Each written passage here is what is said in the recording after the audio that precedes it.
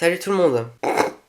Quelle intro pétée. Bienvenue dans cette nouvelle vidéo. Aujourd'hui, je vous propose qu'on parle de rêves. Parce que il m'arrive très souvent de faire des rêves qui n'ont ni queue ni tête. Mais il m'arrive aussi très souvent de faire des rêves qui ont une petite signification derrière. Un petit truc, un petit... Bon, des rêves prémonitoires quoi, voilà. Vraiment, ça m'est déjà arrivé plusieurs fois de faire des rêves prémonitoires et on va en parler dans cette vidéo. Donc voilà, aujourd'hui je vous propose une petite compilation d'anecdotes de rêves où il y a autant des rêves qui n'ont ni queue ni tête, qui sortent de nulle part, tu sais pas pourquoi, mais aussi des rêves un peu plus... Enfin, j'espère qu'il y en a certains que je vais raconter qui n'ont ni queue ni tête, qui ne sont pas des rêves qui prédisent l'avenir, parce que sinon... Je suis dans la merde un peu, en vrai je suis dans la merde. Mais écoutez, je vous propose de démarrer sur le champ avec le premier rêve.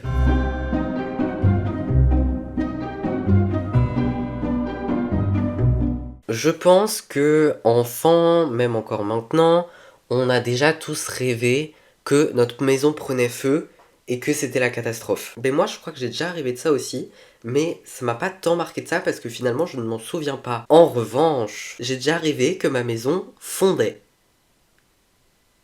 Et ce rêve, je l'ai fait quand j'avais, je pense, 7-8 ans.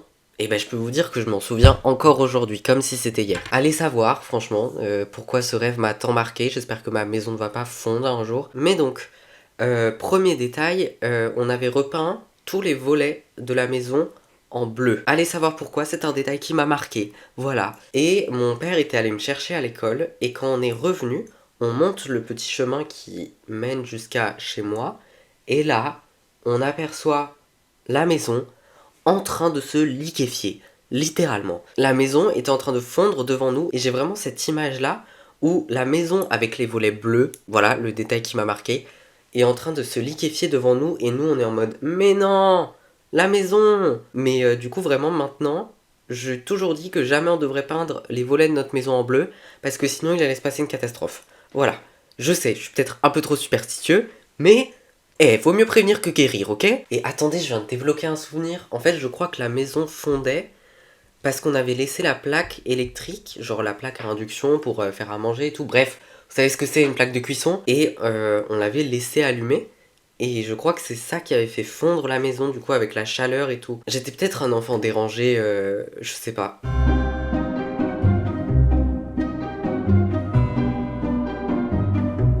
Alors, le jardinier tueur. Ce rêve est un peu plus long, mais ce rêve a vraiment un mood un peu particulier. On est en été, mes grands-parents partent en vacances et je suis chez eux juste avant qu'ils partent.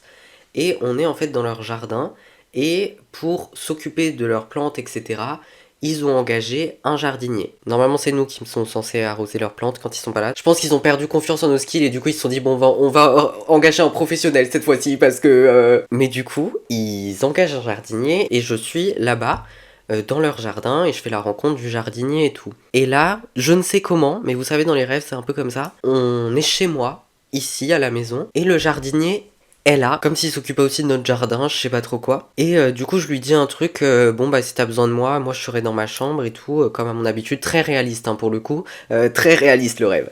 Du coup, je dis ouais bah écoute, si t'as besoin de moi et tout, moi je serai dans ma chambre et tout, voilà. Donc je prends mon chien avec moi, je monte dans ma chambre et je chill dans ma chambre et tout. Et là, comme ça, je ne sais pas comment, ni pourquoi, le jardinier veut me tuer, mais vraiment il veut ma peau, c'est-à-dire que du coup moi je suis en train de chiller avec mon petit chien et tout dans ma chambre et tout, et là il essaye de défoncer la porte, il tambourine, moi je suis terrifié en fait, c'est terrifiant ce qui se passe. Donc là moi je prends mes meubles, je les fous contre la porte, donc là vraiment je m'enferme dans ma chambre, je suis tétanisé, je prends mon téléphone et j'appelle la police. Alors, je ne sais pas si c'est tout le monde ou si c'est juste moi, mais moi, dès que je suis dans une situation d'urgence dans mes rêves et que je dois appeler la police, les pompiers ou quoi, jamais je n'arrive. Genre, à chaque fois que je compose le numéro et au final, j'appelle je sais pas qui, ou je me trompe de numéro, ou ça répond pas, ils prennent 30 ans, ou alors j'appelle, j'attends pendant 15 minutes et je vois qu'en fait, c'est pas le bon numéro que j'ai composé. Ou vous savez, genre, je m'emmêle les pinceaux sur mon clavier,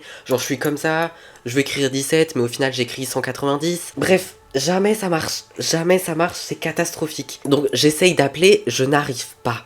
Sauf que là, le mec défonce ma porte. Donc je me dis, mais en fait, là, je vais devoir intervenir. Je vais devoir me défendre. Et il va falloir que je fasse quelque chose, en fait. Et du coup, là, en fait, dans ma chambre, j'ai des sortes de petites tables, de petits poufs en bois. Attendez, je vous montre. Du coup, dans ma chambre, j'ai des trucs comme ça. Je sais pas trop comment qualifier ça, des poufs ou quoi, mais en tout cas, c'est en bois. Du coup, je me dis, bah, je vais prendre ça et je vais l'assommer avec. Donc je prends ça, je sors de ma chambre, mon chien est toujours avec moi dans la chambre à ce moment-là, hein. Et là, le mec n'est plus devant ma chambre, il est dans l'entrée de cette pièce. Il est situé juste là, et le mec veut vraiment me tuer, genre il a un couteau et tout. Et donc là, moi, j'arrive avec mon pouf en mode arme de guerre, et je veux l'assommer. Et là, le mec se fait poignarder, je vois pas par qui, et moi je suis en mode what the fuck, genre qu'est-ce qui se passe? Qui est en train de poignarder cet homme? Et là, je me tourne et je vois, attention, hein, roulement de tambour, mon chien en train de poignarder un homme. C'est-à-dire que mon chien est debout sur ses deux pattes et avec un couteau dans sa patte droite et comme ça en train de poignarder un homme. Je sais pas ce qui se passe dans ma tête pendant mes rêves en fait. Mais vraiment debout comme ça avec un couteau dans sa patte. Je ne sais pas où est-ce qu'elle l'a trouvé. Et moi je suis vraiment en mode go girl. Merci, tu m'as protégé. Moi, je suis choqué de ouf. Je cours dans les escaliers, je descends avec mon chien et tout. Je suis en mode, il faut qu'on sorte de cette maison et j'appellerai la police une fois dehors. Et je crois qu'avant de sortir, je prends un couteau ou quelque chose dans la cuisine, je sais pas. Je sors. Et là, il fait de nouveau jour, hein. D'ailleurs, à ce moment-là, il fait de nouveau jour. Un peu genre l'aube, le matin. Je sors en courant de chez moi. Et là, le mec arrive par derrière, comme ça. Je le vois pas arriver. Et il me poignarde. Et là, du coup, moi, je suis vraiment à l'extérieur. Donc, j'essaye d'hurler vers mes voisins et tout pour que quelqu'un vienne m'aider. Sauf que je n'arrive pas. Ça m'arrive trop souvent dans les rêves. Quand tu veux hurler ultra fort mais que aucun son ne sort de ta bouche, c'est horrible. Genre vraiment, j'ouvre ma bouche mais aucun son ne sort, c'est horrible. J'essaye d'hurler, personne ne vient à ma rescousse parce que personne m'entend. Je tombe à terre et là, la police arrive. Je ne sais pas comment, je ne sais pas qui les a appelés, peut-être mon chien. Finalement, je me dis que ça ferait pas tant tâche que ça que mon chien ait appelé la police comme elle venait juste de poignarder quelqu'un. Mais du coup, la police arrive, sauf que la police sympathise avec le mec. Sauf que moi, je suis juste à côté, je suis là, je suis en train de m'effondrer, je suis en train de suffoquer, en train de crever. Mais personne n'en a rien à foutre. Parce que du coup, les policiers, ils savent pas que c'est lui, ils croient que c'est juste un petit témoin et tout, même si en soi, ça parlerait un peu de soi-même. Et du coup, vraiment, je me souviens, je sais plus genre s'il y a le couteau à côté, je pointe au couteau, ou si juste je pointe du doigt. Mais juste, je n'arrive plus à parler parce que je suis en train de suffoquer. Et juste, je montre du doigt le mec en mode c'est lui qui m'a fait ça. Et là, je meurs. Genre vraiment, je monte du doigt comme ça, en mode je suis en train de suffoquer en tremblant et tout, et je meurs. Et là, je me réveille et c'est la fin de mon rêve. Mais c'était hyper perturbant parce que je me suis vraiment vu mourir dans ce rêve. Et je crois que dans aucun de mes rêves, j'ai ressenti autant la panique que j'ai ressenti dans ce rêve-ci. Genre vraiment cette panique de je vais me faire tuer, je vais crever, il faut que j'échappe à un tueur. Parce que pourtant je me fais très souvent poursuivre par un tueur dans mes rêves, on en reparlera après. Genre vraiment je me suis vu canner dans mon rêve, c'est une sensation affreuse. Terrifiant comme rêve, vraiment terrifiant. Et bien écoutez, je vous propose de passer à la prochaine histoire.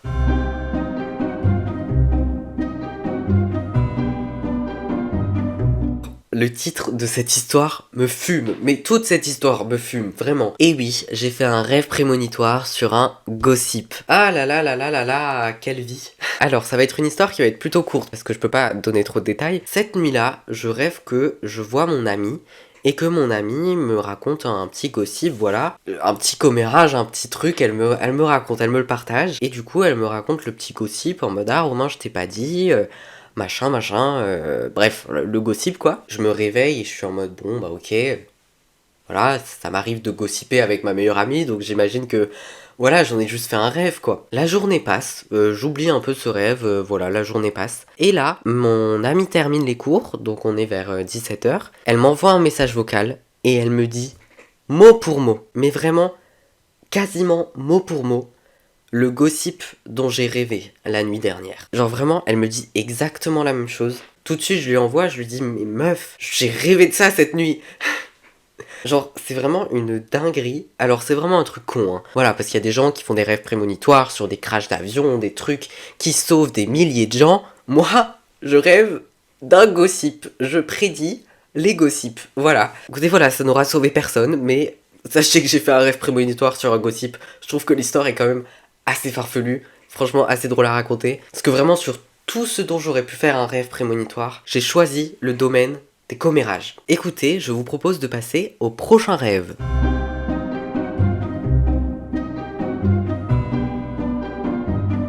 Ce rêve-ci, je l'ai fait, je sais plus trop quand, mais je sais que c'était pas trop longtemps après avoir vu le film Coraline. Film qui m'a pas tant traumatisé que ça, mais apparemment si, parce que j'en ai fait un rêve. Alors, il s'agit d'une journée typique dans mon quotidien. Je fais ma petite vie et tout, et je suis dans le couloir, là-bas, juste derrière cette porte, où il y a notamment l'accès au grenier. Et du coup, l'accès au grenier se fait par une trappe dans le plafond qu'on déroule. Bref, on prend un truc, on fait comme ça, et puis l'escalier tombe. Voilà. Vraiment, j'ai pas de patience, je suis désolé. Voilà, il faut m'excuser, je suis bélier. Mais donc, je passe devant et la lumière pour le grenier, l'interrupteur se trouve dans le couloir justement. Donc tu appuies sur l'interrupteur en bas et la lumière s'allume en haut. Et pour qu'on ne laisse pas la lumière allumée dans le grenier pendant 30 000 ans, sur l'interrupteur, il y a, vous savez, une petite lumière qui est allumée quand la lumière est allumée. Et la lumière est éteinte quand la lumière est éteinte. Et je passe devant et je vois que la lumière, donc la petite lumière orange là qui dit si la lumière est allumée ou pas, cette lumière orange est allumée. Et du coup ça veut dire que la lumière est allumée dans le grenier, alors que le grenier est fermé, qu'il n'y a personne et tout. Donc je me dis bon vas-y, c'est juste mon père qui a dû monter dans le grenier, il a oublié d'éteindre la lumière. Donc je passe devant, j'éteins la lumière, je me pose pas plus de questions, je me dis anyways. Je continue ma petite vie, je fais ma petite vie et tout. Et à un moment donné, je repasse devant et je vois que la lumière est à nouveau allumée. Petit truc orange est à nouveau allumé. Ce qui signifie que la lumière est à nouveau allumée dans le grenier. Alors qu'il n'y a personne dans le grenier, que personne n'est allé dans le grenier, et que je me souviens bien d'avoir éteint la lumière. Donc là je me dis ah ouais, chelou quand même, chelou. Et dans ce monde-là, il y a un autre interrupteur dans le grenier. Et donc dans ma tête je me dis, bah putain, ça veut dire qu'il y a quelqu'un dans le grenier qui allume la lumière dans le grenier. Et ça veut dire qu'il y a quelqu'un que je ne connais pas qui est dans le grenier. Terrible, absolument mon pire cauchemar. Donc là, je commence un peu à paniquer, mais je crois qu'on monte dans le grenier. Et le grenier, en fait, c'est pas... Genre, c'est mon grenier, mais en même temps, c'est un peu un monde parallèle. Un peu, finalement, comme dans Coraline, justement. Et là, on se retrouve face à une famille qui vit dans notre grenier. Terrifiant. Et cette famille, c'est...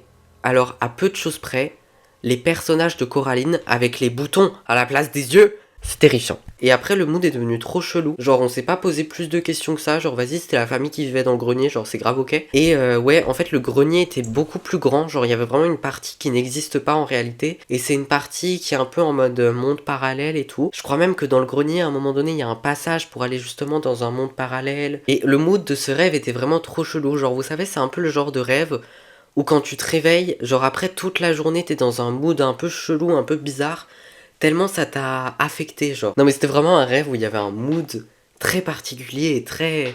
Je sais pas, c'était trop chelou. Un peu le mood chelou en fait qu'il y a dans Coraline quoi. C'est pour ceux qui ont vu le film, genre c'était vraiment un peu ce mood là, c'était très particulier. Eh bien écoutez, je vous propose de passer au prochain rêve.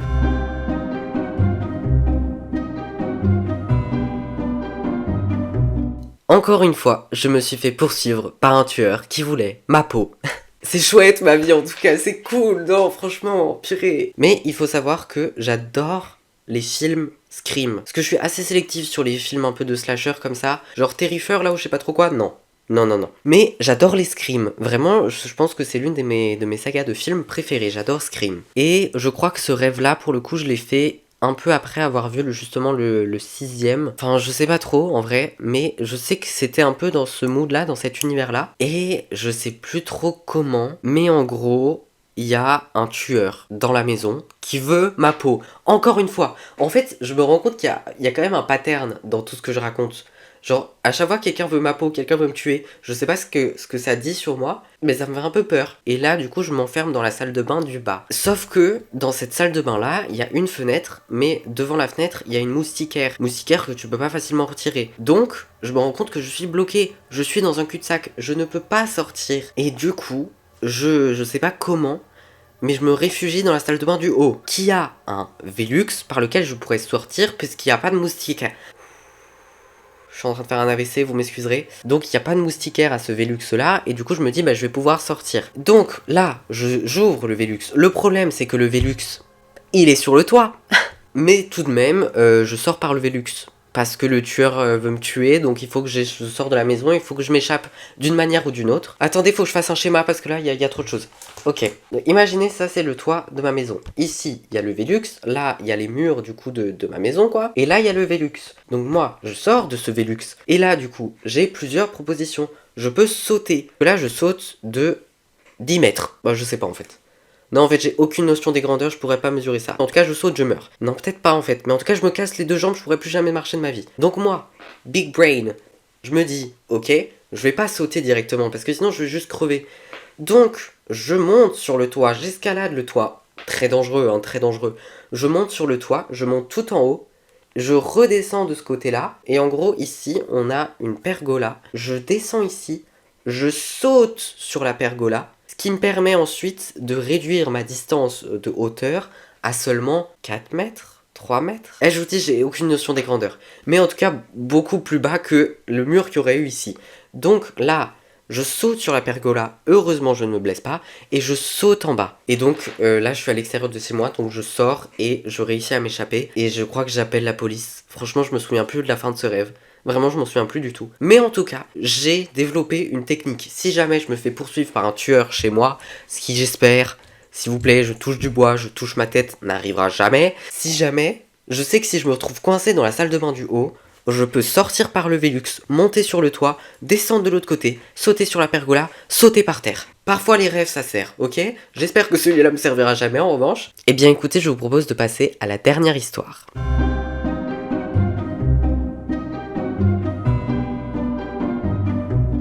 Alors, cette histoire, c'est encore une fois un cas de figure qui arrive très souvent. Il y a quelqu'un chez moi. Donc en gros, à ce moment-là, je suis chez moi et je suis seul avec ma sœur. Et on est à l'étage et on entend du bruit en bas. Genre dans la cuisine et tout. On se dit, oh, chelou. Du coup, on regarde à travers l'escalier. Parce que du coup, là, il y a l'escalier. Et en gros, si tu regardes là, bah, t'as vue sur la cuisine. Donc, on regarde ici et on voit personne. Mais on voit un tiroir ouvert. Un gros tiroir de cuisine ouvert. Et du coup, on se regarde, on se dit, c'est toi qui as laissé ouvert? Personne n'a laissé ouvert ce tiroir. Et du coup, on se dit, bah, il y a quelqu'un chez nous. Il y a quelqu'un chez nous. Et en vrai, je me souviens plus trop de comment ça se passe après. Mais je sais qu'on descend, qu'il y a personne, mais que du coup, on prend de quoi se défendre dans la cuisine et tout. Et je crois que c'est l'un de mes premiers rêves où je prends un couteau, mais également une poêle. Alors là, vous allez très certainement me prendre pour un fou.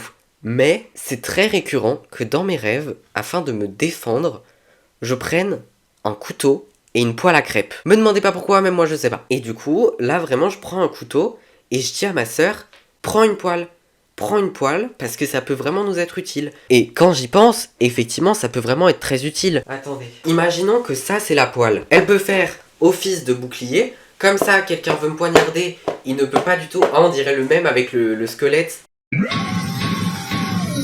Mais donc, notre poêle, elle peut faire office de bouclier. Si quelqu'un veut me poignarder, moi je peux être comme ça. Pam, pam, pam, il me poignarde pas. Et en plus, une poêle peut être un outil de défense. Parce que si jamais je peux assommer quelqu'un avec. Parfois je me demande où j'ai merdé dans ma vie pour faire des rêves comme ça. On dirait que j'ai fait un partenariat pour une poêle.